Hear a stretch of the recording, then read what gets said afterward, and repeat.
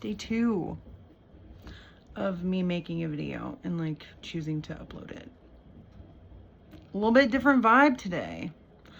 My instructor, or one of my instructors, one of my very important in my life, even if they didn't know it, instructors at my cosmetology school in Portland, Oregon, Fagans, shout out Lloyd Center, even though it's no more, took her own life today. And I am trying to process and trying to not understand, because it's not for me to understand, but like, if there was anybody who took from their own cup and put it into whoever's she could, it was Miss Casey. There wasn't ever a time that I was in front of her doing something new that I felt that she was criticizing me or just judging me at all. Like, the women at that school who were in charge of our education were angels on earth. And the fact that any of them, even one of them, could consider themselves so down that they didn't want to be here anymore breaks my heart. Miss Casey looked at all of us as her kids and wanted the best for us. And even if that meant like not taking any of our bullshit and like looking right through our excuses and like telling us to get it together, like, yeah, she loved us. And I think there are a lot of lives that are going to be changed without her being here. Mine, definitely. I was lost before I went to that school, and that was a huge part of getting any of my feet underneath me from where I had been. And she probably didn't know that, and I never told her that. But I mean, what do you do? I have been strongly considering getting back into going to school and doing something with the skill that I already know I have, yet I just don't have the finances or the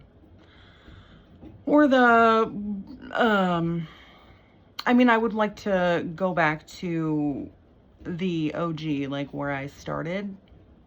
Like, I'm not trying to go to the Midwesternest school there is, when I know that there is much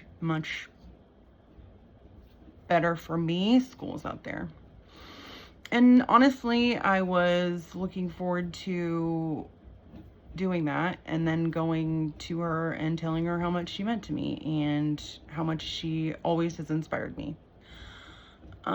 But now I guess I just get to tell her that while I'm doing it, which in itself is a blessing. But as is every loss, it's a motherfucker.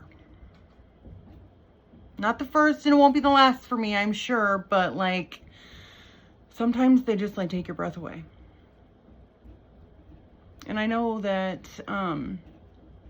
there are many people who owe everything to Miss Casey. And I wish she would have known that. Or I wish she would have been able to